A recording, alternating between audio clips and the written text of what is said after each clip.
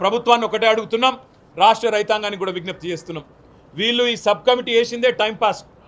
Sub committee వేసిందే రైతు బంధు ఎగ్గొట్టేందుకు, రైతు భరోసాలో కోత పెట్టేందుకు. నేను అడిగిన ఇయ్యాల ఉద్యోగస్తులకు నేను రైతు బంధు అని ఎలక్షన్ ముందే చెప్పలే. ఉద్యోగస్తులు వాళ్ళ తల్లిదండ్రి వ్యవసాయదారులు అయితే ఆ ఉద్యోగస్తుడు వ్యవసాయ కుటుంబం నుంచి వస్తే సాయంత్రం పూట ఉద్యోగం అయిన తర్వాత పోయి వ్యవసాయం చేయడా?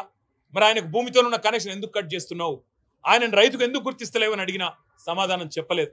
అదేవిధంగా పాన్ కార్డు కింద పెడితే ఇవాళ దాదాపు 1,30,00,000 పాన్ కార్డులు ఉన్నాయి తెలంగాణలో.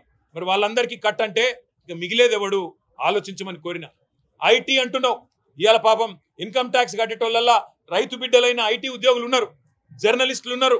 మరి రేపటి రోజున ఐటీ కట్టేటోళ్ళందరికీ తీసేస్తా రైతు బంధు అంటే ఎవడు మిగులుతాడు? అందుకే నేను అడిగినా దానికి సమాధానం లేదు.